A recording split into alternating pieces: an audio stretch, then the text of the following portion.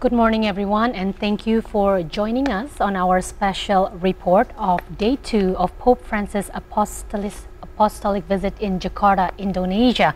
I am Luisa Kusnandar. And I'm Stephanie Silitonga. This morning, Pope Francis is scheduled to visit Merdeka Palace and meet with President Joko Widodo, several officials from Indonesian government and diplomatic corps. Now, the diplomatic relations between Indonesia and Vatican are different from Indonesia's diplomatic relations with other countries. And unlike with other countries, the relation with Vatican are mostly focused on relationship between the Vatican as the center of the World Catholic Church with the Indonesian churches, rather than on economy and trade as with other countries. The visit of Pope Francis is expected to further promote the religious tolerance at grassroots. Also here with us today, our guest expert on international relations, founder and independent think tank and research institute Synergy Policies, Ibu Dina Prapto Raharjo, and founder also chief editor of Indonesian Catholic media outlet www.sesawi.net and television's YouTube journalist and author Matthias Haryadi. They will talk about the importance of Indonesia and Vatican relations in promoting religious tolerance in the country. Good morning, Pak Matthias and Bu Dina. Thank you for joining us today in our studio. Good morning, audience. And today we'll be discussing more about Pope Francis' visit and its significance in Indonesia. Now let's begin our special report now with this brief profile of Pope Francis.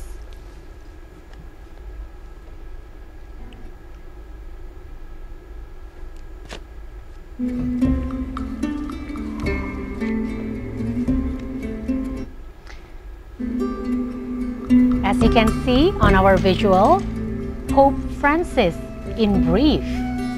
Pope Francis's birth name is Jorge Mario Bergoglio. He is born on December 17 of the year 1936 in Buenos Aires, Argentina. And at the moment, Pope Francis is 87 years old. He studied in Argentina, Chile, and Germany.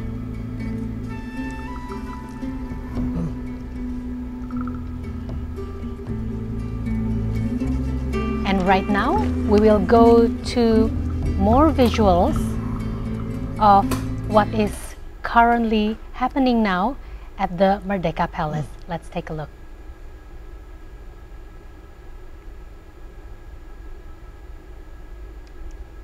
All right, we are still waiting for more visuals of the activity of Pope Francis here in Jakarta, Indonesia. And we are still currently waiting for the connection. Okay, now we can see, Luisa, the preparations of the Pope visit to the palace this morning. We can see this is the preparations of the Papal Palace visit this morning. As we know that the Pope will be staying in Indonesia for 4 days before he will be moving to other places as well. Now, while we are still waiting for the ceremony to begin, and as we are still waiting for the arrival of the Pope, I would like to go to Mbak Dina first. Mbak Dina, yesterday is such a great arrival for the Pope. You know, even people watching him arriving from the plane, some people even cried and teared as the Pope meet the kids. How's your opinion watching that arrival yesterday? I myself was very much moved by every gesture that he made. The fact that he flew with just regular plane and that he actually speak to everyone in the plane and said that it's the longest trip. The longest trip he has made. He has made. So I think from his gesture, it shows also that he was excited to have this trip. Another part of the world, he himself always described himself as someone from far end of the world.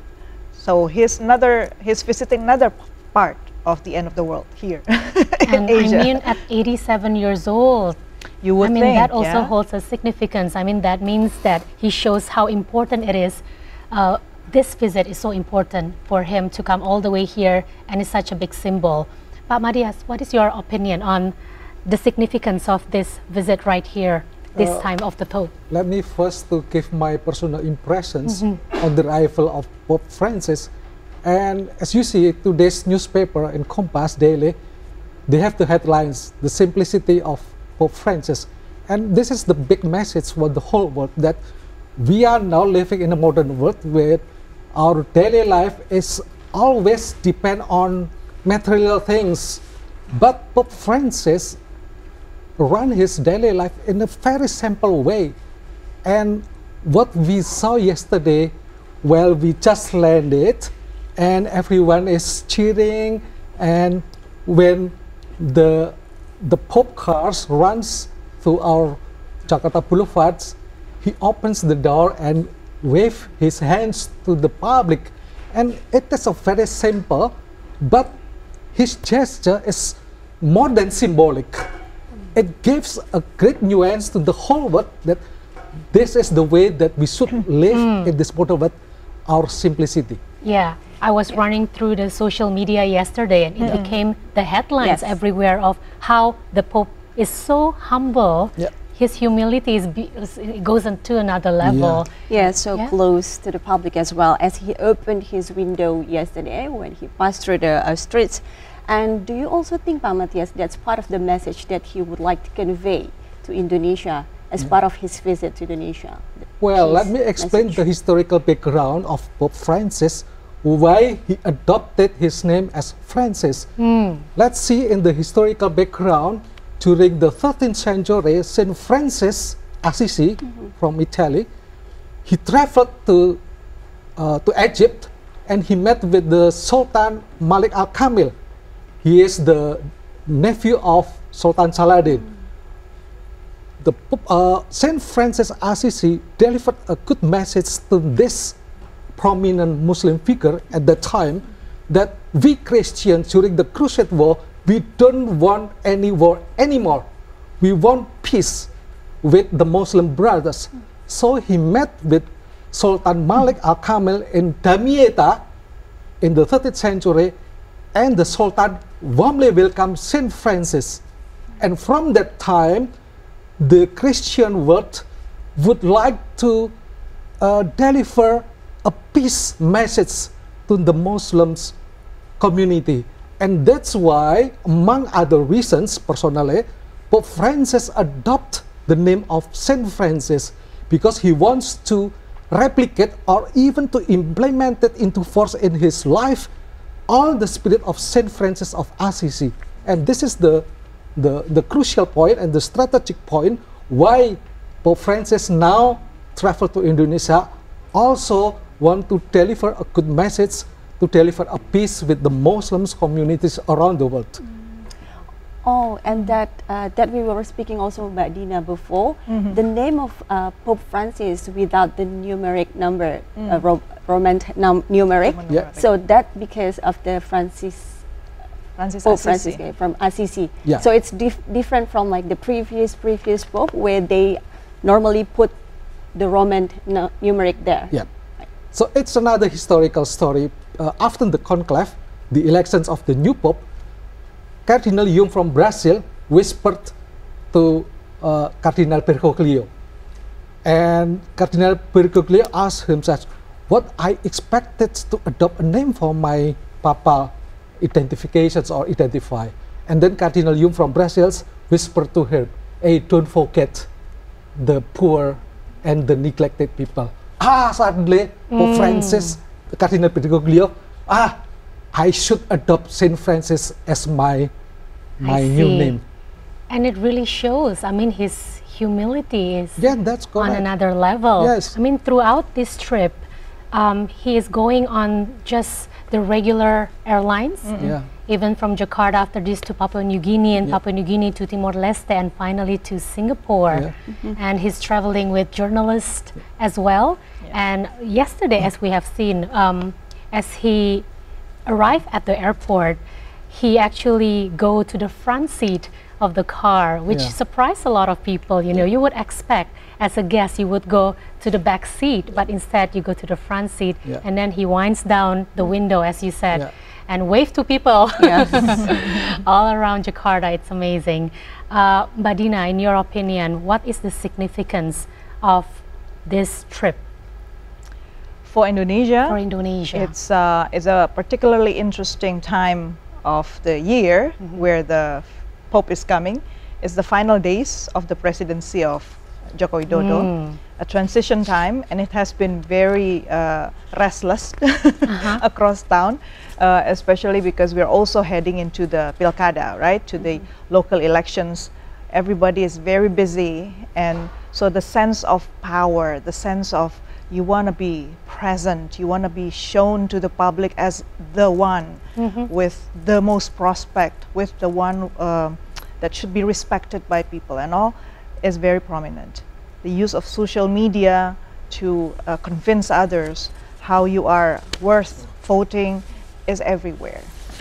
So this visit is like an intervention that's very calm and peaceful, sort of reminding everyone that don't forget about humanity, don't forget about fraternity and compassion.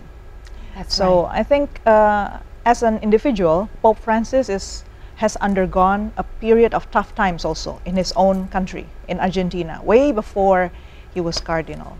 So he was, if you recall, in Latin America is such a also restless part of the region. They have movements, they have rebellions, and also military coup. And he witnessed a very brutal military coup called Dirty War in his time, and he was already somebody important in Argentina. And he oversaw the killings of many people who helped the poor. So when they helped the poor, other people helped the poor, it was identified as communist. This is because of the Peronist movement. So politics can make people dare to kill each other, Yes. to repress each other. And can make or break a country, really. Exactly. And marginalization becomes something that you think is just decent. Everybody does that anyway in politics, but he said, no way. As the leader of the politics, we come with a peaceful message, and we come with the people who are very humble and lowest. That's what the leader is. So it's very touching. It's a good timing, isn't it? It's Yeah. a very good time. This visit is a good timing in the midst of the Yeah. heating up politics Right. here in Indonesia. I think so. So I'd like to highlight on the word intervention you mentioned earlier. Right. So you really think that this is the right time for the Pope to come to visit Indonesia, as we also know that the diplomacy relations between Vatican and Indonesia started in 1950. So you really think this is the best time? Because we know that the Pope was planning to come to Indonesia, I think before COVID or Before during the COVID, COVID. Yeah, it's a good time because not only every now and then, every certain period, the Pope will come, every Pope will come to Indonesia, but also because geopolitically, Indonesia represents an important power in the world. Indonesia is seen as the rising economies, and everybody in Europe in particular, I'm going to attend a negotiation in Europe because of this. One of the reasons is Europeans think that Indonesia can be one of the balancing powers between the rising but very rivalry in US and China. Right. So Indonesia, as the country with multi-ethnic, multi-religion, who respect diversity, is expected to bring the message of togetherness, peace. We are in the midst of various wars that's unfinished, Russia, Ukraine, and then Gaza war. So with this visit, I think everybody, not only us, but the rest of the world is watching how Indonesia would react, not just the government, but also how the Indonesian people would react. Because any rising economies also bring rising societies. So it's a very interesting time for the world to see how Indonesia treat and respond to the peaceful message of the Pope. Exactly. This is such a big visit. I mean, like, some people are questioning why Indonesia, out of all the countries in the world, out of all the countries in Asia, there are other countries with a lot of Catholics. Yes. Pak Matthias, as a Catholic yourself, how is this visit impacting you? Like, how does this reflect on the Catholic community in Indonesia? Yeah, let me explain my personal opinion, but from different perspective from Mbak Dina. It's not political domain, but it's more pastoral way of life. You know, as we know, that Indonesia is the world's largest Muslim populations, and also the largest, most moderate Muslim people. So, the Vatican always see that Indonesia as the world largest Muslim country is a good role model where interreligious or interfaith fraternal daily life in the society existing. It's not designed, but we daily experience that kind of way of life. Despite a lot of several hardliners, but it's okay. But daily we see, we experience, and we know each other. We respect each other. No barriers, yeah. And Pope Francis is also a role model of the Pope. I think he is, the first Pope in the history where he courageously endorse any interfaith dialogue between interfaith religion. So that's why I think, despite some political perspective, I prefer to say that Pope Francis' visit to Indonesia is very important to show to the world, not only we as our fellow Indonesians, that this is Indonesia, a good country where interfaith dialogue, fraternal friendship or fraternal brotherhood among our fellow citizens is actually existing.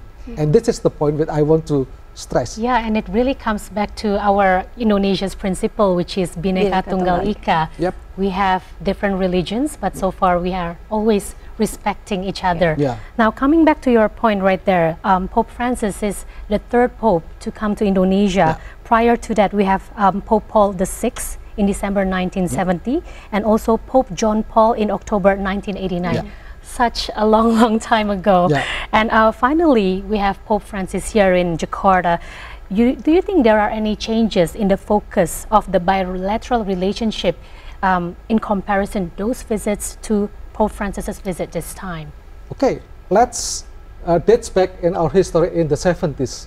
President Suharto has just come to power. A lot of trouble actually. And Pope Paul VI came here to visit in the 70s, but he also stressed, and thank you to President Suharto, Mr. President, I'm happy that you as the new leader of this country with the majority Muslims populations, but our Catholics is in a good way because you secured them, security is okay, and he personally thanked to the President Suharto.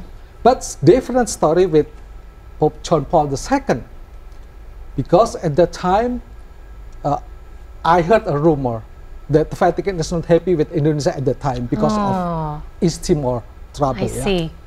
So months before Pope John II arrived in Jakarta, I heard a rumor that maybe he would like to cancel the trip, but actually he did not do that. And I heard from a priest, he was seriously not prosecuted, but he was summoned to the embassy, and also he was summoned to the Bishop of Conference. Why the church in East Timor is totally different from the past under the former Portuguese regime. And the priest is not very happy with the time. And also I know a general also was summoned to the embassy and the same questions. But it's okay.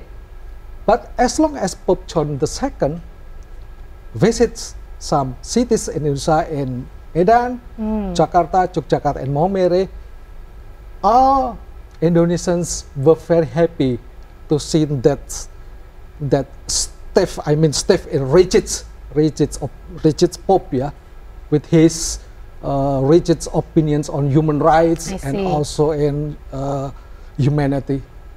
But it's totally different with Pope Francis. Totally different. The atmosphere of our political is totally different. I do not agree with Mbak Dina that Pope Francis visits during the time when outgoing President Jokowi will end his political is political. No, it's just pastoral, mainly pastoral. It's totally different. Yeah. But let me explain. Just as you said earlier, a pope is a very complex individual. Yep. He's never one-sided, and he represents two entities, not just being the head of the church, of the Catholic Church, but he's also a diplomat. He's the leader of a country. Okay, and that's one of the reasons why Vatican has its territory, has its soldiers also, and it's recognized globally, even in the Vienna Convention of International Relations. And every year, the Pope also speaks in the United Nations General Assembly. So, as any diplomats would do, any visits, any statements is always a signal to something. So, pastoral is one reason, but coming to, and Pope Francis, what's special about him, that I'm very much convinced that even though he doesn't say it, and I don't think he will ever say it this time in this visit, because there's no eye-to-eye meeting with the president or the future president of Indonesia, the incoming president, I'm very convinced that he is very educated in the issue of human rights in Indonesia. I heard very much he's very informed about what's the situation in Papua. He's informed about the situation in IKN. He's also informed about the situation of human rights violations in Indonesia. So, to me, to people who actually care about humanity, this is an important thing, Pa. So it's not we don't need to disagree, because he is a very complex, very passionate, compassionate individual. And a compassionate individual cares to the core of humanity. He cannot be just care about one side and about meeting with the other cardinals. He's beyond that. That is an excellent point right there, Ibu Dina. And we can just agree to disagree too, which is Bhinneka Tunggal Ika too. Let me say something about this issue. I would differentiate two entities of the Pope as a head state of the Holy See, the Vatican, and also as the general chief or the leader of our global Catholic community. As a head state, Vatican is a very strategic place to lobbying. As we know, maybe some 2 or 3 years ago, I was very surprised why a seminar on palm industry, palm oil, palm oil, discussed in a university in Rome. Everybody was surprised why a Catholic university in Rome provide a time to discuss palm oil. Okay. Now, we need to cut it's very you right interesting. there. Yes, but we will go back to the visuals first. Yes. To the visual, as we see the car is approaching the Merdeka Palace. We see the Pope's car. We see the Pope is approaching the Merdeka Palace, and all the preparation is ready. Everyone is welcoming the Pope Francis. Again with the number plate SCV1. And this is Innova, yeah? Innova, yes. Innova car. But this time you don't see, I think, the Pope sitting at the front, Luisa. Protocolly, he's supposed to be in the back. He's supposed to be as the head of the the state, back. you are supposed to sit in the back, because this is more formal. Yes. Somebody This is will open the more door formal, for you, and The welcoming president. ceremony is about to begin. We see some representatives from the cardinals, from the government as well, the minister, from the ministry, and we see people are welcoming Pope Francis wearing traditional clothes from all over Indonesia with traditional clothes. And this is a very unique approach. Yes. Yeah, this is a really interesting idea, really, to have all these Jakartans, also kids right there. We can see they're wearing traditional outfits and waving the red and white flag. What do you Yes. think of this, Madina? Any comments on He's this? very passionate about children. That's what I understood. Ah. And so he always welcome. Even somebody, a child, ever asked for his little hat, and he actually give it to him. Ah, So that's wow. how genuine he can be to children. Children, yes. And also wearing traditional clothes, we see all traditions from all over Indonesia. I think that's the message of Bhinneka Tunggal Ika as yeah. well. Yeah, that's what the government is trying to project. Yes. And once again, this visit to Merdeka Palace holds a significant diplomatic message as it emphasized the importance of inter-religious harmony in Indonesia, a nation with a vast Muslim majority and a significant Catholic minority. Yeah, this visit is very important as we know Vatican plays important role in Still global in the peace in the efforts. front seat. Oh, Oh, yeah, now he's still sitting in the front seat as seat. well. He's being consistent. That's interesting. It's very interesting. He's a complex individual. So And once again, waving to the people Yes. from the car. Okay, we see President of Republic Indonesia, Joko Widodo, is welcoming the Pope, waiting for the Pope to arrive there. We see the excitement of these kids. As we know, also Pope loves kids from all over the world. Yeah. it's quite a long line of children, yeah? Yes. And today is going to be a very important day where the Pope is going to have plenty of interfaith dialogue. There will be an important meeting with President Joko Widodo here at the Merdeka Palace, followed by later on, the Pope will be going to the cathedral to have the interfaith dialogue with leaders, religious leaders of Indonesia. Such a short stay in Indonesia for 4 days only, but we know that this visit is very meaningful as he has lots of interfaith dialogue and also meeting the public, organizing the mass also later. Our friends and brothers, sisters in Timor-Leste is also very excited to wait yes. for Of course. their moment, their time. I'm sure in Singapore and Port Moresby the same. Now we see the Pope is getting off the car. And we see the wheelchair is being rolled Yes. to the car. The Pope is 87 years 87. old. This is a long, long journey for him. And he actually also made a statement, I think, on social media. It's been published that this is his longest trip. Longest He said, trip. yes. Wow. In 2019, I came to Vatican. I actually saw him still very strong and Very fit. very fit. But after the pandemic, I think that's what Yeah. hit him quite Everything hard. Probably. changed, yes. See, he's Reaching out to the interacting with children, yeah. children. Those are lucky children. So Yeah. like that, yes. And we are Right. happy also to see Father Marcos Solokebuta from Flores. I see. And he was the only Indonesian priest working in the Vatican Curia. Oh, He working in the interfaith dialogue dicastery.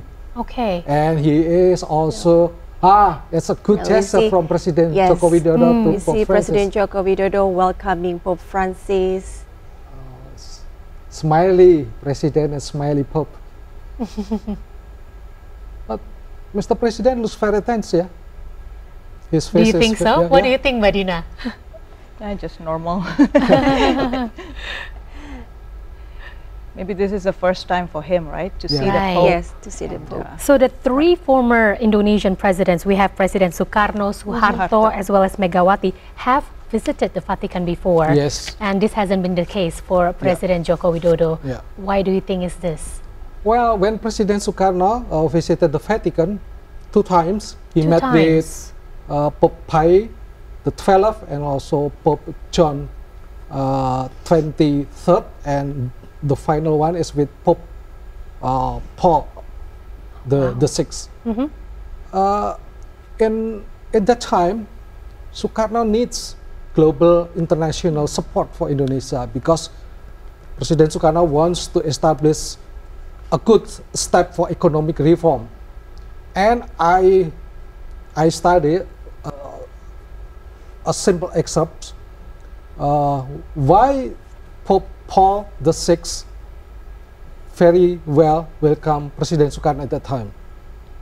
Because he wants a guarantee from the presidents that the Catholic community in Indonesia should be secured. And that's why when Pope Paul the 6th came to Indonesia in the 70s and met President Suharto, the same message was also delivered. I see. Okay. It's the anthem, the national anthem being sang. We're waiting for the audio, Yes, but I am assuming they will be singing The the Pope singing the Indonesian national standing. anthem. Yes, the Pope is standing Without next to President Joko Without his Widodo. stick even, yeah? Mm. Wonderful.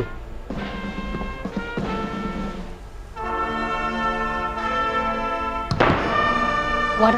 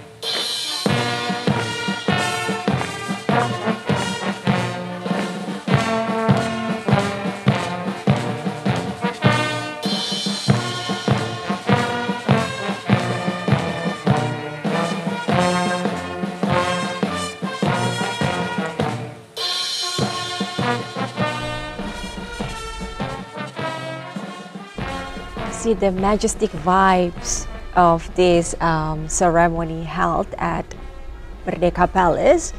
We heard before the Indonesian anthem, but previously it was the Vatican anthem, right? Yes. Davina? First being sung played, as yes, the- yeah. first being played before the Indonesia anthem, and we see how beautiful it is, how majestic it is. We see the Pope Francis Stood up. standing next to our Republic Indonesia, President Joko Widodo. And we also saw Prabowo Subianto, the Yes, the incoming new president. elected president also. Right. So this is a historic moment, Historic right, moment for Madina? Would you like to Indonesia. comment on this? Yeah, because not only the outgoing but the incoming Ah. president, now he's Ah. also President- shaking hands, right? President-elect. Prabowo. So it's the first time The first time. in one frame. Yes. Two Two presidents, presidents with the Pope. with the Yes. Pope in Jakarta. It's a very special moment too.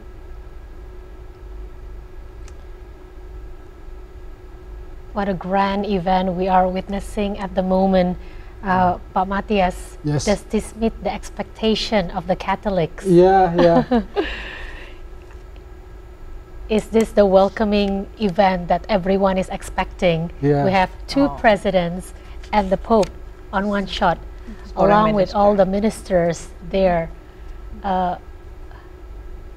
What's your comment on this, Pak Matias, so far? Well, as Indonesians, yeah, we are very happy to see that kind of moment because the top leader of our country, President Joko Widodo, officially and warmly welcome the Pontiff coming to State Palace in Merdeka Palace, and all the top dignitaries was also welcome. Pope Francis, I think this is Mr. Trias Kuncahyono, I think. I think State Secretary, Uh, and then so all the ministers first. Yes. And we as Indonesians, we also should give our appreciations to Minister for Religious Affairs, Mr. Yakut Kumas, because it is him, as far as I know, who promoted the visit of Pope Francis, of course endorsed by President Jokowi. This is That's- Mr. yeah, Trias that's Pak Kuncahyono. Trias, yeah. So all the delegations being introduced. My former colleague in Kompas. I see. We are in the same desk in foreign desk, yeah. Okay. Yeah, so after the Indonesian delegations being introduced to the Pope by President Joko Widodo, now it's the delegations from the This is the Vatican entourage. Vatican. Yes.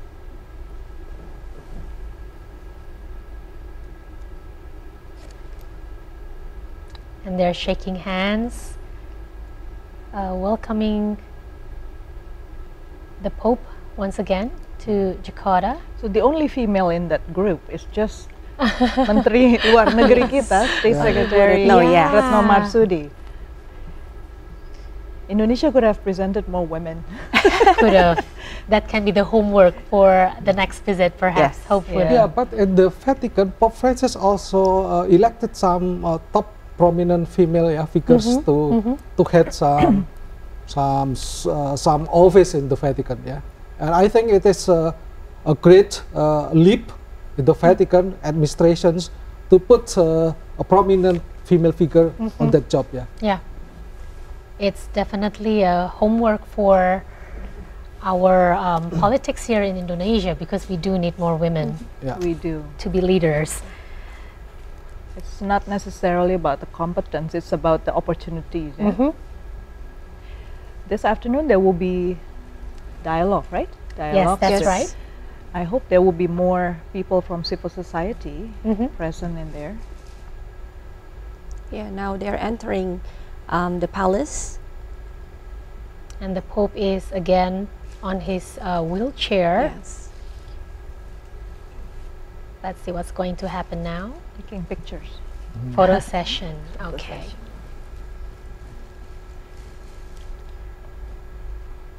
Right now we have just seen the photo session between the Pope and President Joko Widodo. Signing an MOU. And the Pope is going to be Oh, maybe signing guest the book. guest book Ah, of the palace.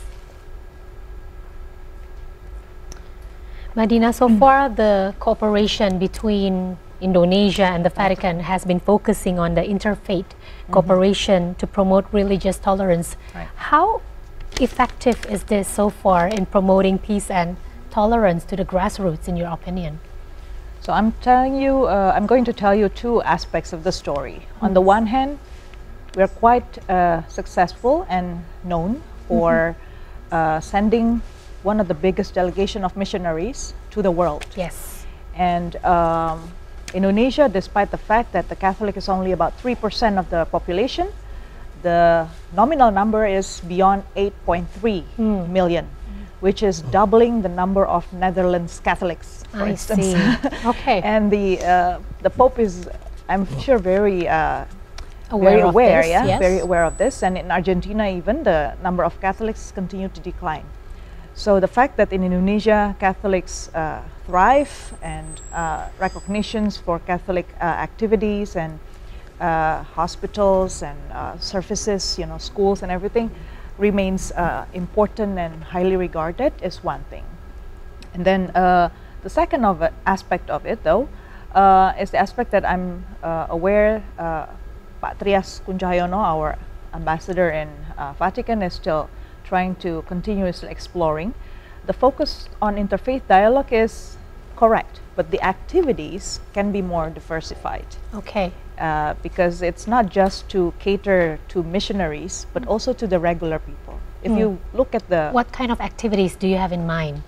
Like for instance, if you see the websites of Vatican Embassy, Indonesian Embassy in Vatican, you see very minimal information about what's available for just the regular people who are not there for Holy Tour, for something else, for education, for even culinary, or I don't know, something that's more social, something that's interesting for children. There's not much information about it.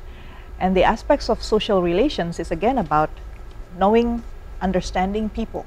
People from Vatican are not all clerics, right? So that's what I think is also important to develop. And then the other aspects of religion, interfaith dialogue, is to go beyond talking about faith, but to talk about fraternity and about compassion. Because it's very natural for humankind, if we talk about faith, then we talk about absolutism. As if my religion, I'm trying to be pious and that's why I'm correct and you're wrong. And the Pope is a very exemplary individual in saying that, as you said earlier, who am I to judge? He mentioned it before, right? How he refrained from coming to an absolutism and always pause and think about the best way of discussing certain moment and talking to certain individuals. That's a very important message, I think. So we do need to diversify more activities to enrich our bilateral relations. So Pope has finished signing the guest book.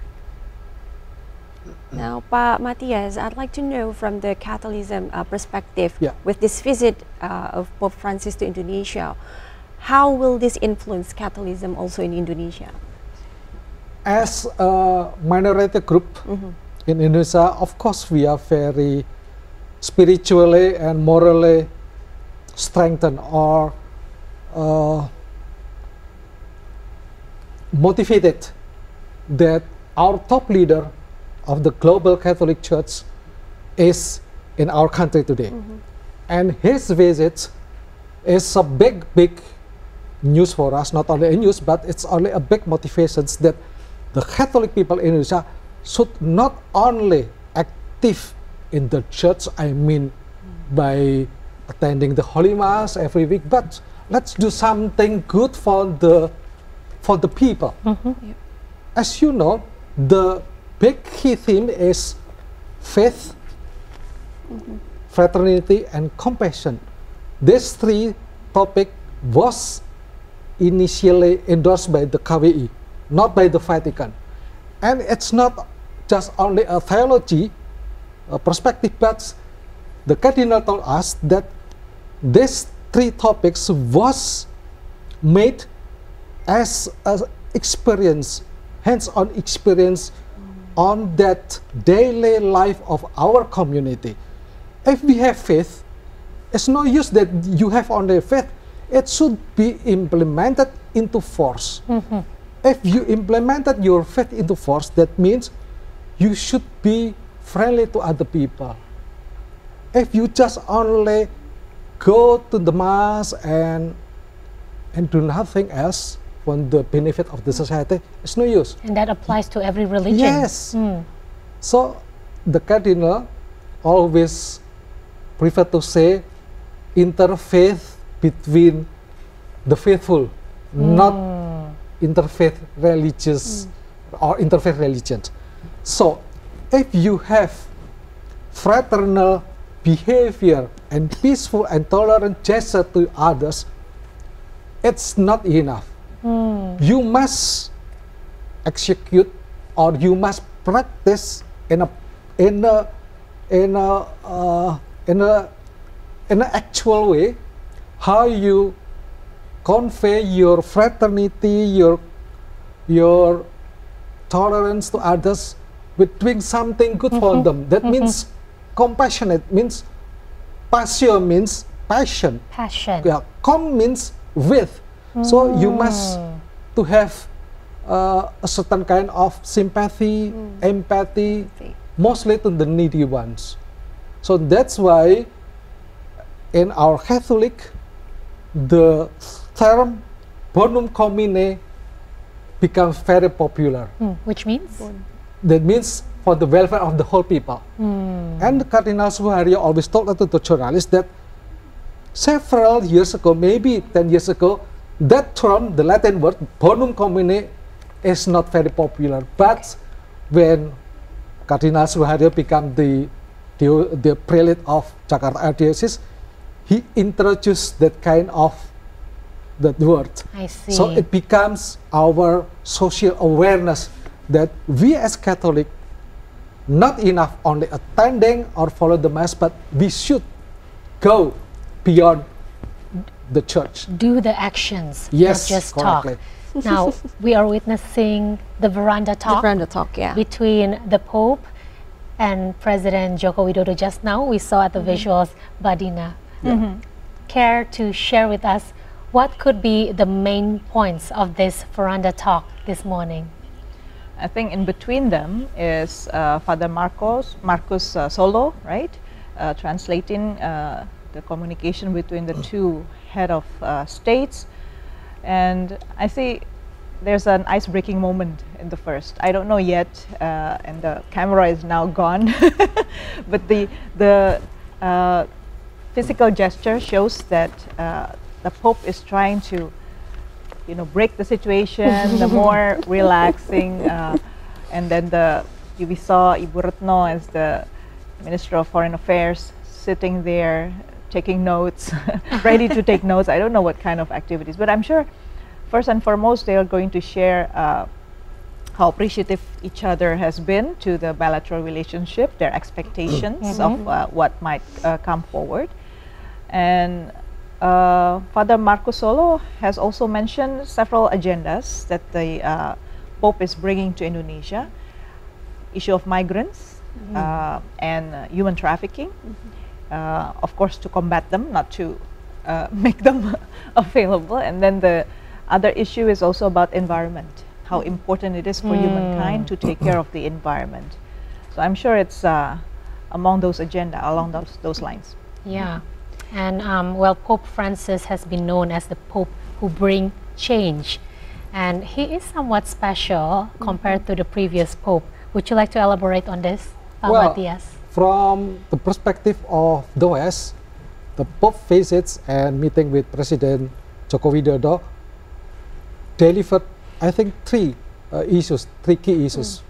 The first one is quote-unquote politic, how the Vatican and Indonesia, as the Muslim majority in the world, could promote our prominence in this world to have peace in the world. This time we are very, very saddened with what happened in Ukraine and Gaza. And I think President Jokowi also happy with Pope Francis if we could do something to end the war, because it's disrupt everything in the world. The supply chain is disrupted because the Houthi attack ships. And the second one is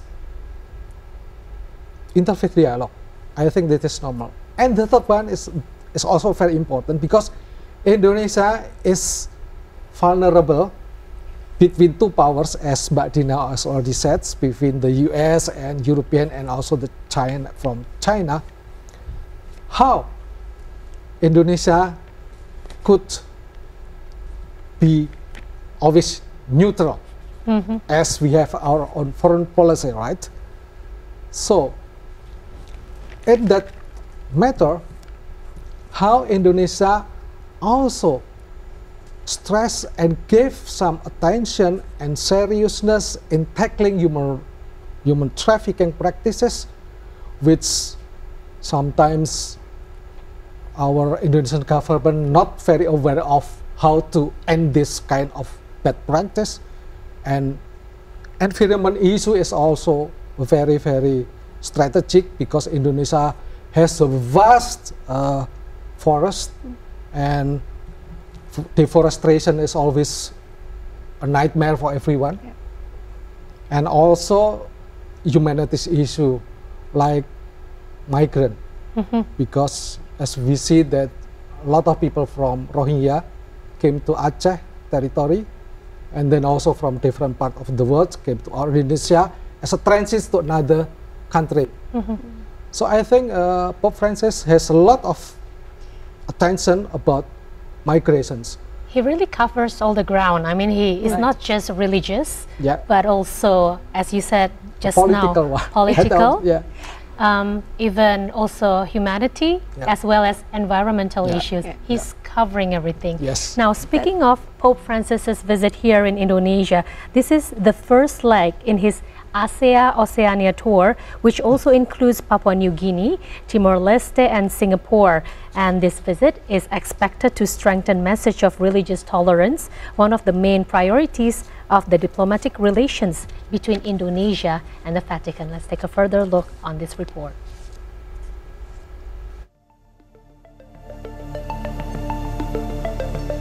Pope Francis' visit to Indonesia, the world's largest Muslim populations, becomes a historic moment that not only strengthens bilateral relations between the Vatican and Indonesia, but also affirms the spirit of religious tolerance in this country. The Pope's journey, which includes interfaith meetings and dialogues with religious leaders, indicates how differences in beliefs can be united in the spirit of brotherhood and peace. Pope Francis' visit is expected to be a catalyst to deepen understanding, appreciate differences, and build bridges of peace between various religious communities in Indonesia. Pope Francis will be in Indonesia on the 3rd to 6th September 2024, his first visit to Indonesia. Indonesia is the first country in Pope Francis' tour in the Asia-Pacific region, followed by the visits to Papua New Guinea, Timor-Leste, and Singapore. The Supreme Pontiff's visit to Indonesia holds significant importance to the Indonesian people, not only for Catholics, but also for all religions communities. The visit is also expected to strengthen the message of tolerance, unity, and world peace. The Pope arrived in Indonesia on September 3rd, 2024. On September 4th, President Joko Widodo will welcome the Pope at the Merdeka Palace. The Pope will then lead a grand mass at the Gelora Bung Karno Sports Complex to be attended by more than 90,000 Indonesian Catholics on September 5th afternoon. Pope Francis' visit to Indonesia was scheduled in 2020. However, the visit was postponed due to the COVID-19 pandemic. It is the third papal visit to Indonesia. The first was made by Pope Paul VI in December 1970 and second in October 1989, Pope John Paul II. They both paid a courtesy visit to President Suharto. During his visit, Pope John Paul II celebrated a mass and addressed a crowd of 130,000 Indonesian Catholics gathered in Gelora Bung Karno Stadium in Jakarta. The Holy See and Indonesia established diplomatic relations in 1950. Relations are important as part of global interfaith dialogue because Indonesia has the world's largest Muslim majority population. Indonesia recognizes Roman Catholicism as one of its 6 approved religions. The Holy See has an apostolic nunciator in Jakarta while Indonesia has an embassy in Rome. The Vatican-Indonesia diplomatic relations are different from Indonesia's diplomatic relations with other countries. The main focus in relations between Vatican and Indonesia are related to Catholic Church issues. The nunciator in Indonesia is more involved in the dynamics of the Indonesian Catholic Church. This is different from other embassies whose diplomatic relations are related to economic, defense, social, and political issues. The presence of the nunciator is more of a representation of the Holy See for the Catholic Church in Indonesia. It is in that context that diplomatic relations between the two countries are built.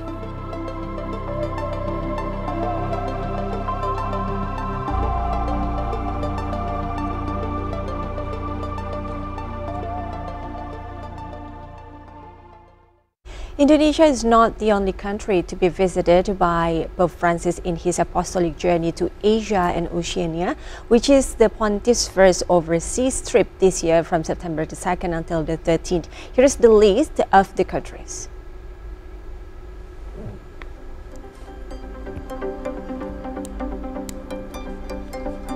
So, visit in Jakarta, Indonesia will be held from the 3rd to the 6th September. And the next one will be Port Moresby, Papua New Guinea from 6 to 9 September.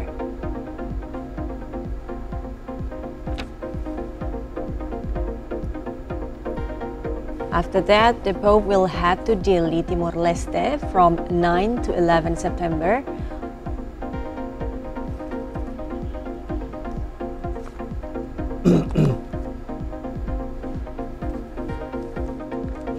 And after that, the Pope will be heading to Singapore from 11 to 13 September, where some 395,000 Catholics live in Singapore. So that's the schedule of the Pope's apostolic visit to Asia and Oceania. Mbak Dina, the Pope chose to pick Jakarta as his first stop. Right. Next, he will go to Port Moresby and Vanimo in Papua New Guinea, and then Dili, Timor-Leste, and Singapore City. In your opinion, why did the Pope choose all these destinations? Okay, in my own opinion, this is number one. The reason of the importance in terms of the numbers of Catholics and the requests from all of these countries. If you notice, every spots, every area, venues have their own characteristic. Indonesia, largest majority of Muslim, but at the same time, the largest sending missionaries to the world, including to Europe. There are thousands of Indonesians every year who commit full what do you call that? A loyalty to the church by becoming, priest or sisters. And then Dili is an important stop because in the past, previous papal visit, Dili was still part of Indonesia, Timor, right? East Timor. Now Timor-Leste is a separate country. And back then, in 89, during the visit, Timor-Leste really hoped that they will be among those visited, but there was a big demonstration. There was quite a riot at that time. And of course, it was not an easy time for people in East Timor. So now, the Timor-Leste people is so excited to stop by. And of course, it's the majority of people in Timor-Leste, even though it's only about 750,000 people who are Catholics, it's an important place to stop. And then Port Moresby, 26% of the population there is Catholic. So that's a big number. It's a big number. It's a big number, but you know, and Port Moresby is very well notorious for its violence. It's an unstable government and all, but it also represents the Pacific areas. I'm sure the Pacific countries will also stop by. Some people will also stop by and take advantage of this visit, going and seeing the Pope himself through Port Moresby. And then Singapore, a small country, only 5 million in population, and again the Catholic number there is not significant, but what's interesting is that in this very modern, very hub of the world place to stop, where people and even the government think that they are a very secular country, the rise of attention to Catholicism exists. So services like church, schools, but produced by the church, is now rising in Singapore. So I've known the ambassador of Singapore to Vatican, and he's been very passionate about promoting Singapore to Vatican. So it's you know, fruition is now. So I think that's one reason, you know, because of the characteristic. The other reason I think is, again, because Asia is the rising part of the world. It's an important signal that Europe is declining, America is troubled with their own problems, Middle East continuously in trouble, but Asia is the hope for the world. Asia is the hope for the world. That's a big statement right there. Would you agree with this, Pak Matthias? Absolutely. And from my perspective, I think Pope Francis visit Indonesia is too late. Before President Jokowi to end his power, it should be done years earlier. It was planned though. Yeah. Until COVID happened. But yeah, please explain more. Compare with Pope visit to Thailand and Burma and Myanmar, they have only maybe some hundred or some thousands Catholics. But Pope Francis visited Thailand and Burma. I do not know what is the reason, maybe political reasons, because the military rule now in power in Myanmar. But in Indonesia, and Indonesia became the first leg of Pope trip. I think I agree with Mbak Dina that Indonesia is a very, very strategic nation. When the Vatican wants to heighten or to strengthen their relationship with the Muslim world. And Indonesia, under President Joko Widodo and also under the Minister for Religious Affairs, Gus Yakut, promote this interfaith dialogue so intensively.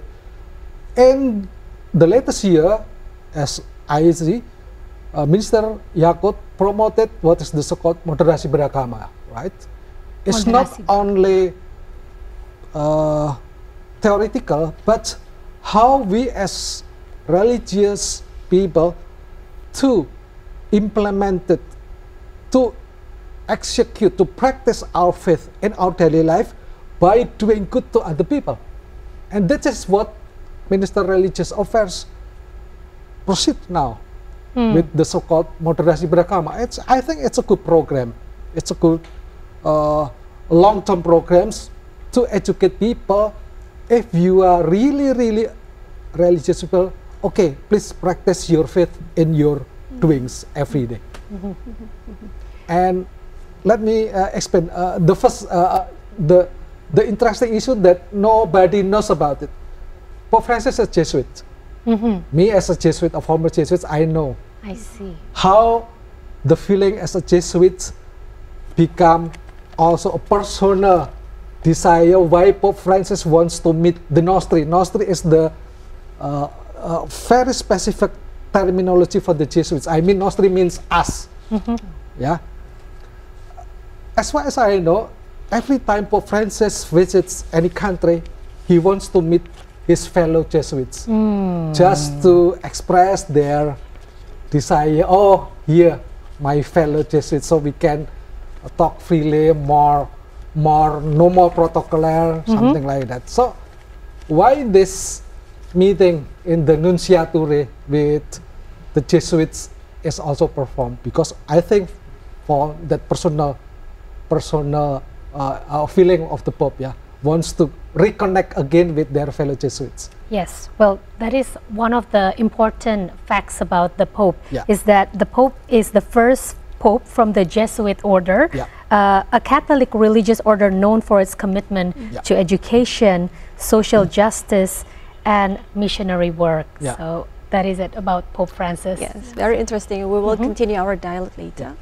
But Holiness now, Pope Francis, the Vice President of the Republic of Indonesia, His Excellency Professor Kiai Haji Ma'ruf Amin, Elected President, His Excellency Mr. Prabowo Subianto, Excellencies, dignitaries, ambassadors, ministers, and delegates from the Republic of Indonesia and the Holy See, distinguished guests, ladies and gentlemen.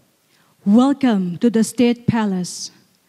The apostolic visit of the Holy Father Pope Francis is highly anticipated not only by the Catholics in Indonesia, but also by the entire nation.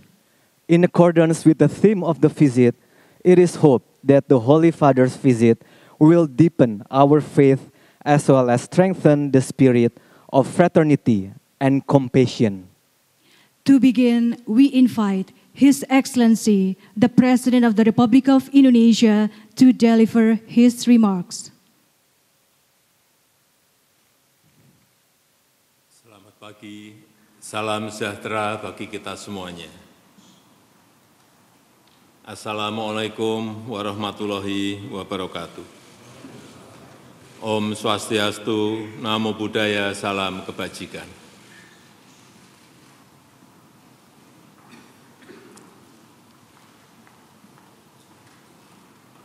Yang teramat mulia Bapak Suci Paus Fransiskus, yang saya hormati Wakil Presiden Republik Indonesia, Presiden terpilih Republik Indonesia, yang saya hormati para ketua lembaga-lembaga tinggi negara, para tokoh agama, hadirin dan undangan yang berbahagia.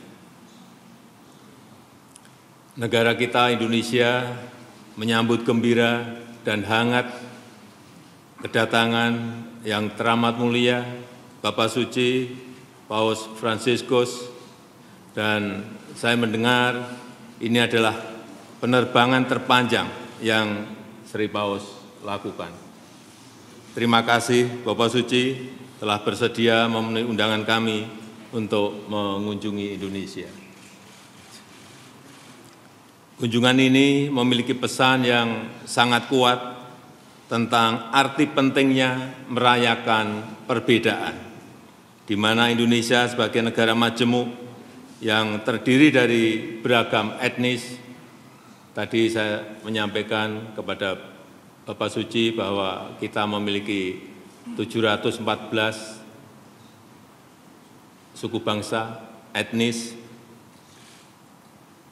dan juga memiliki 17.000 pulau yang kita tinggali, yang semuanya berbeda budaya, agama, dan suku bangsa.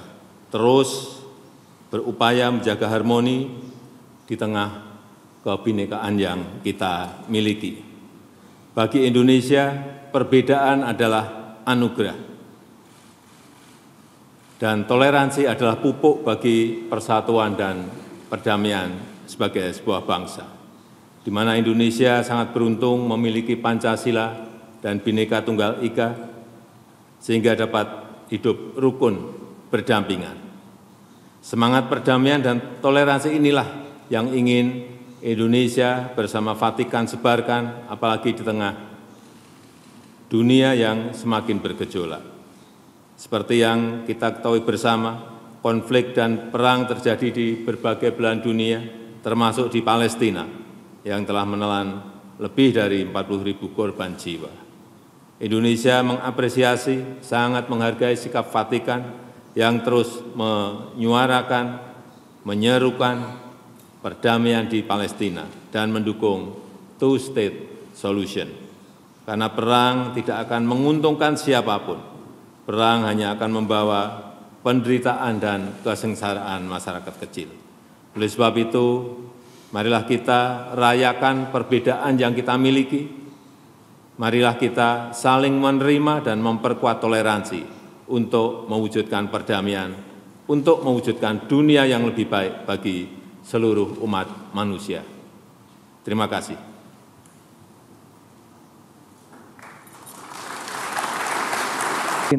Pope Francis to deliver his remarks.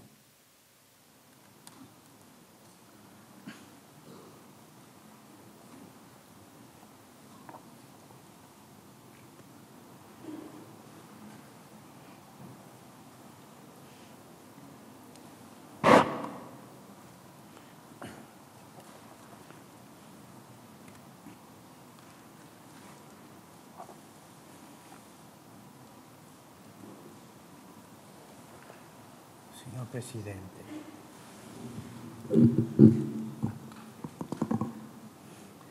distinte autorità, eminentissimi signori cardinali, signori vescovi, illustri rappresentanti delle società religiose, dei gruppi religiosi, di diverse religioni, illustri rappresentanti della società civile, membri del corpo diplomatico. Ringrazio cordialmente lei, signor Presidente, per il gradito invito a visitare il Paese e per le sue gentili parole di saluto. E rivolgo al Presidente eletto il mio più sentito augurio per un fruttuoso lavoro al servizio dell'Indonesia, immenso arcipelago di migliaia e migliaia di isole bagnate dal mare che collega l'Asia e l'Oceania. Si potrebbe quasi affermare che come l'oceano è l'elemento naturale che unisce tutte le isole indonesiane, così il mutuo rispetto per le specifiche caratteristiche culturali, etniche, linguistiche e religiose di tutti i gruppi umani di cui si compone l'Indonesia è il tessuto connettivo, è il tessuto indispensabile a rendere unito e fiero il popolo indonesiano. Il vostro motto nazionale, Bhinneka Tunggal Ika, uniti nella diversità, letteralmente molti ma uno, manifesta bene questa realtà multiforme di popoli diversi, saldamente uniti in una sola nazione. E inoltre mostra che, come la grande biodiversità presente in questo arcipelago è fonte di ricchezza e splendore, analogamente le differenze specifiche contribuiscono a formare un magnifico mosaico nel quale ogni tessera è insostituibile elemento per comporre una grande opera originale e preziosa. E questo è il vostro tesoro, è la vostra ricchezza più grande. L'armonia nel rispetto delle diversità si raggiunge quando ogni visione particolare tiene conto delle necessità comuni e quando ogni gruppo etnico e confessione religiosa agiscono in spirito di fraternità, perseguendo il nobile fine di servire il bene di tutti. La consapevolezza di partecipare a una storia condivisa nella quale ciascuno porta il proprio contributo e dove è fondamentalmente la solidarietà di ogni parte verso il tutto aiuta a individuare le giuste soluzioni e evitare l'esasperazione dei contrasti e a trasformare la contrapposizione in fattiva collaborazione. Questo saggio e delicato equilibrio tra la molteplicità di culture e delle differenti visioni ideologiche e la ragione che cementano l'unità. E questo va continuamente difeso da ogni sbilanciamento, perché si tratta di un lavoro artigianale, ripeto, un lavoro artigianale, affidato a tutti, ma in maniera speciale all'azione svolta dalla politica, quando essa si pone come obiettivo l'armonia, l'equità, il rispetto dei diritti fondamentali dell'essere umano, uno sviluppo sostenibile, la solidarietà e il perseguimento della pace sta all'interno della società sia con gli altri popoli e nazioni. E da qui la grandezza della politica, no? Diceva un saggio che la politica è la forma più alta della carità. È bello quello. Per favorire una pacifica e costruttiva armonia che assicuri le pace e unisca le forze per sconfiggere gli squilibri e le sacche di miseria che ancora persistono in alcune zone, la Chiesa desidera incrementare il dialogo interreligioso. Si potranno eliminare in questo modo i pregiudizi e far crescere un clima di rispetto e di fiducia reciproca, indispensabile per affrontare le sfide comuni, tra quelli quella del contrastare l'estremismo e anche la intolleranza, no? I quali, distorcendo la religione, tentano di imporsi servendosi dell'inganno e della violenza. Invece la vicinanza, l'ascoltare le opinioni degli altri, questo crea la fratellanza di una nazione e questa è una cosa molto bella, molto bella. La Chiesa Cattolica si pone al servizio del bene comune e desidera rafforzare la collaborazione con le istituzioni pubbliche e altri soggetti della società civile, ma mai facendo proselitismo, mai. Rispetta la fede di ogni persona. E con questo incoraggia la formazione di un tessuto sociale più equilibrato e per assicurare una distribuzione più efficiente ed equa all'assistenza sociale. Permettetemi di fare ora un riferimento al preambolo della vostra Costituzione del 1945, il quale offre indicazioni preziose sulla direzione del cammino che l'Indonezia democratica e indipendente ha scelto. E quella è una storia molto bella, quando uno la legge vede che è stata una scelta di tutti, no? Per ben 2 volte, in poche righe, il preambolo fa riferimento a Dio Onnipotente e alla necessità che la sua benedizione scenda sul nascente Stato dell'Indonezia. Similmente, il testo che si apre alla vostra legge fondamentale, a 2 riprese tratta dalla giustizia sociale, auspicando che si instauri un ordinamento internazionale fondato su di essa, considerata tra i principali obiettivi da realizzare a vantaggio dell'intero popolo indonesiano. Unità nella molteplicità, giustizia sociale, benedizione divina sono dunque i principi fondamentali destinati a ispirare e orientare programmi specifici. Sono come la struttura portante la solida base sulla quale costruire la casa. E come non notare che tali principi si accordano molto bene con il motto di questa mia visita in Indonesia: fede, fraternità e compassione. Purtroppo invece si riscontrano nel mondo attuale alcune tendenze che ostacolano lo sviluppo della fraternità universale.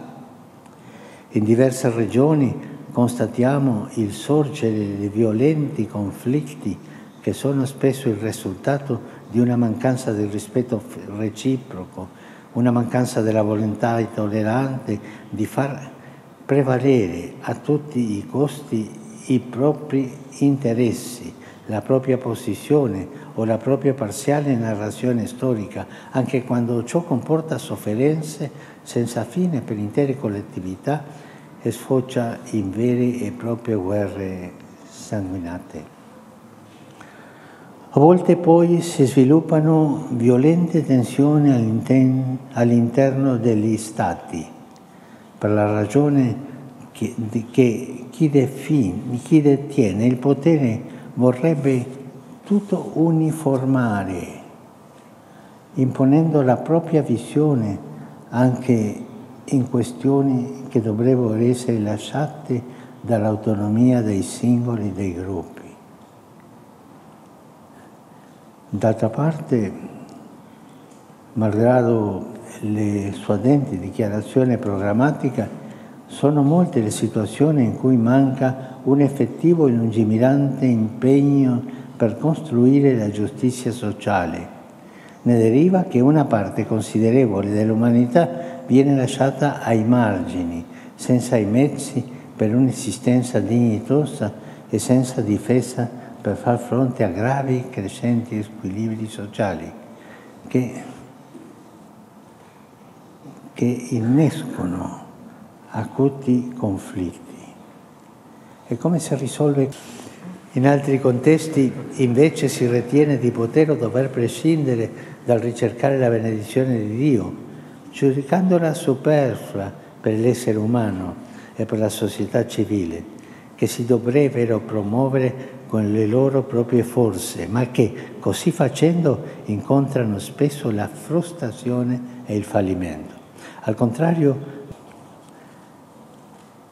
fratelli e sorelle, di fronte a queste ombre rallegra osservare come la filosofia che ispira l'organizzazione dello Stato indonesiano manifesta saggezza e equilibrio. Faccio mie a tale proposito le parole pronunciate da San Giovanni Paolo II proprio in questo palazzo in occasione della sua visita nel 1989.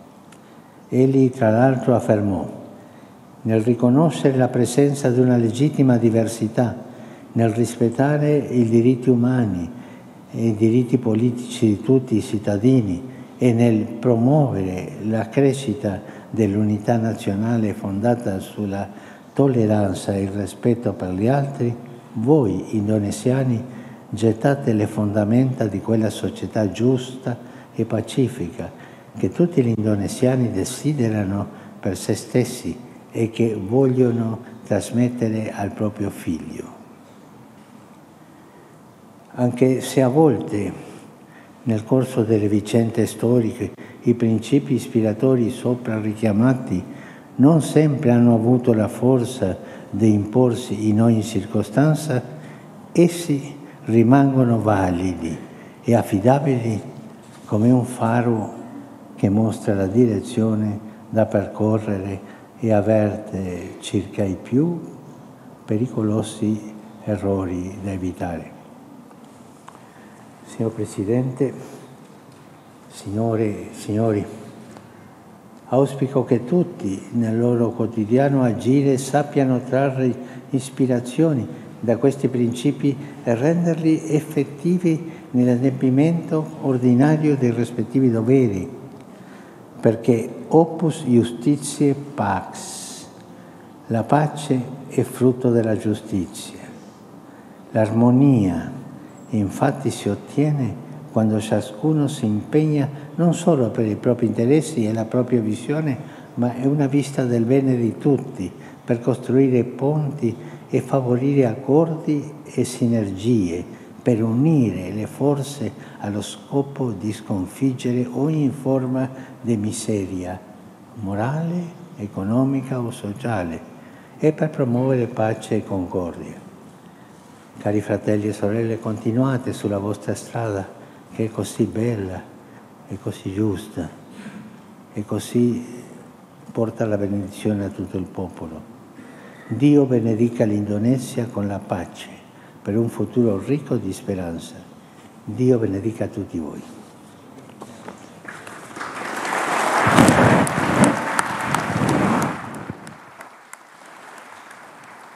Excellencies, ladies and gentlemen, remarks of His Holiness Pope Francis concludes this meeting. Ladies and gentlemen, His Excellency the President of the Republic of Indonesia and His Holiness Pope Francis and the Vice President of the Republic of Indonesia, Professor Kiai Haji Ma'ruf Amin, depart the State Palace. Hadirin dimohon berdiri. Ladies and gentlemen, please rise.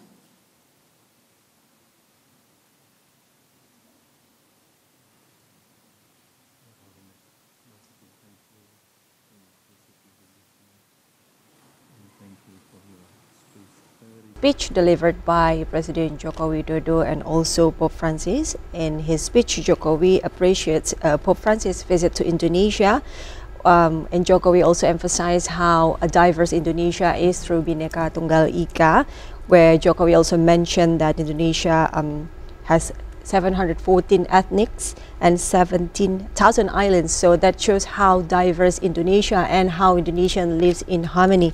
While in Pope's speech, Pope Francis' speech, he did mention also, interestingly, Bhinneka Tunggal Ika, where he also, I think he also mentioned about how Indonesia as democratic country, nation, also needs to live in harmony.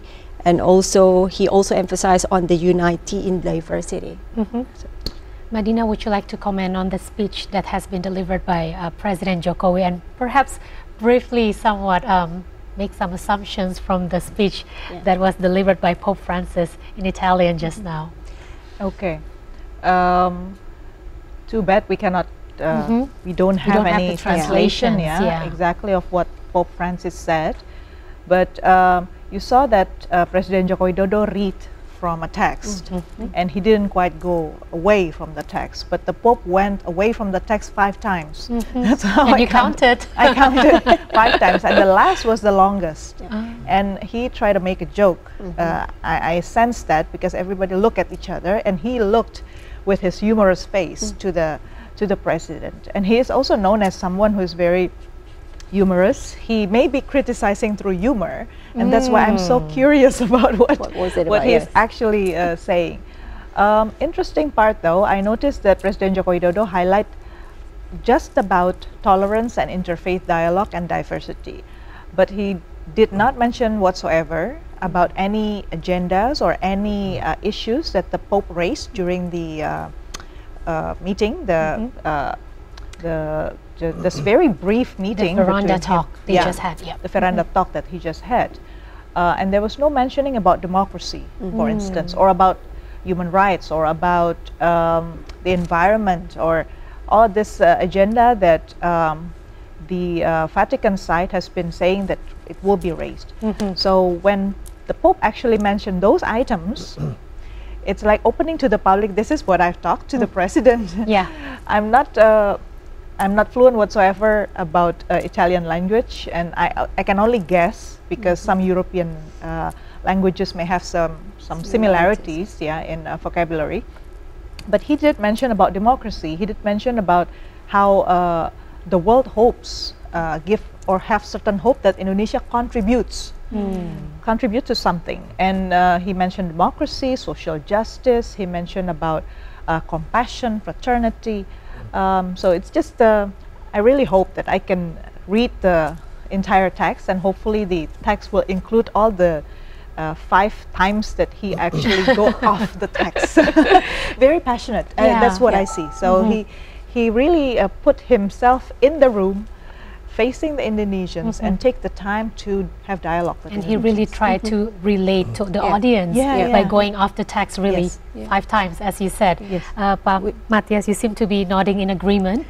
What do you have to say about the speech that Pak Jokowi have delivered this morning? Well, I prefer to say something else. Not Jokowi, either Pope Francis' statement of that meeting, but what I heard is a big news that Indonesia is a very, very popular in the Vatican because of 2 things, Pancasila and Bhinneka Tunggal Ika. Cardinal Suharyo told a journalist in several occasions that if any top figure, either the church officials or state, came to the Vatican and to see those prominent people in the Vatican, are you from Indonesia? Ah, that's Pancasila. And this is very, very nice to hear. Yeah. And why? I think because it's the cause of that kind of popularity or prominence of Indonesia in the Vatican because of the diplomatic lobbying by our diplomat there. As I see, these 3 successive Indonesian ambassadors to the Holy See is Catholic. His LC Pak Agus Riono and his LC Pak Amri Jinagong, and now my fellow journalist in Kompas, Mr. Trias Kun Cahyono. I think the trio diplomats has always put the key issue of our typical Indonesians as Pancasila. Why Pancasila? Because Pancasila is the philosophy, fundamental ground of our nationhood. And because of Pancasila, we as a multi-ethnic nations become still very intact to each other. Yeah. And that motto is also very popular, unity and diversity, right? So that's why I really appreciate that the Holy See knows very well about Indonesia, not only Bali, Borobudur or Prambanan, but that's because of Pancasila. Pancasila. Yeah. He still rolled down his window. Yes. So yeah, we see the Pope Francis leaving the presidential palace now and heading to the next destinations agenda for today, which is also later this afternoon. He will also hold mass at the cathedral. So, but you know, we see also Indonesia and the Vatican, they have both special concerns on promoting peace in the world. And what's also special, Vatican is one of the countries that also recognized Indonesia independence back then, right? So do you think this kind of activity or our government needs to do to promote peace, this kind of, the government of Indonesia really need to do like special activity or special, you know, like cooperations, yes, to actually, to actually promote peace to the world, like what Vatican also does. So if we like to contextualize this message into the reality of politics, I think being the 4th largest, most populous country in the world, where now India is fast in terms of population surpassing China, and then after that US and then Indonesia, and we are located in the intersection of the world between the East and the West, South and the North. Indonesia is asked, if not requested, to play more active role, not just to talk and talk and talk, but to actually contribute. I highlight the word contribute that he chose. And you know, in diplomacy, any choice of words means something. And if you say contribution, that means you don't need to have something or even get something out of it, but you still need to give. So regardless of what you get eventually, you still need to give. And that's a very big sacrifice oftentimes in politics. In global politics nowadays, everybody tend to be self-centric. Takers, Just takers. And very inward looking. Yes. Which is why conflicts erupts everywhere. People talk about what's in it for me, what's in it for my group, right? But the good exemplary of Indonesia's and its diversity, I think that's one of the reasons why he highlighted Bhinneka Tunggal Ika, is that you have experience sharing some recognition to each other, and yet and then keep moving on in harmony. You don't have to highlight the differences, but focus on how can I contribute for my society. So it's a very important call, I say, you know. And again, this video is going to be relayed everywhere across the world. And this message at this point in time, this year, where America is also having its election, is a very important message to remind everyone, look, I am with Indonesia, I'm with the Asian people. Asia needs to be in peace.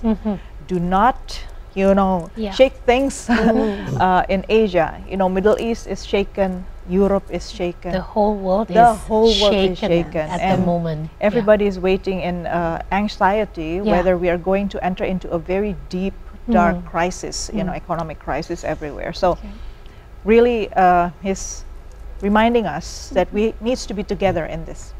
And speaking of peace and also unity, just now President Jokowi also highlight the conflict that is happening in Gaza.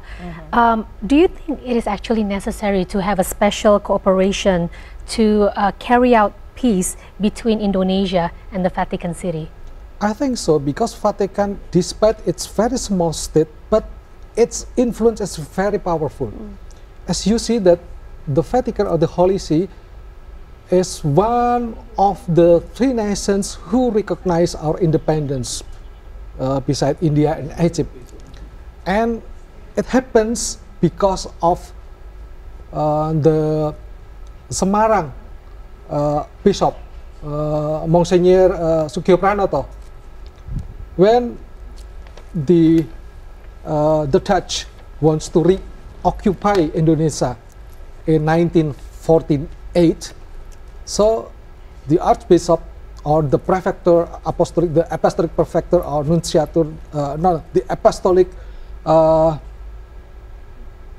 Prefect of Semarang at the time, Mr. Sugio Pranoto, wrote a letter to the Vatican that the Holy See, it is urgent for the Holy See to recognize our independence because the Dutch wants to reoccupy our nations. And not only of our Catholic, but also from the government. As long as I see, the first Indonesian police chief, Mr. Sukanto, General Sukanto, also visited the Holy See and tried to lobby this kind of serious thing. So I think if you want to become a role player in the Indonesian community, your relationship with the Vatican should be more and more strengthened. We need to be more proactive in this sense. Yes. All right, so for your information, today Pope Francis will go to the Cathedral of Our Lady of the Assumption in Jakarta, where he will engage in several important activities as part of this visit to Indonesia. Namely, he will have a meeting with the religious leaders and as well as a private meeting with the Jesuits. So we'll be giving you more updates on this on TVRI World today. So we would like to thank you, Mbak Dina Praptora Harja, expert on international relations, founder, independent think tank and research institute Synergy Policies, as well as Pak Matthias Haryadi, founder and chief editor Indonesia Catholic media outlet Sesawi.net. Thank you very much for the comprehensive sharing with us on TVRI World on this special report. And that ends our special report today. Thank you so much for watching TVRI World. I am Luisa Kusnandar. And I'm Stephanie Silitonga. See you next time. See you next time. Bye-bye.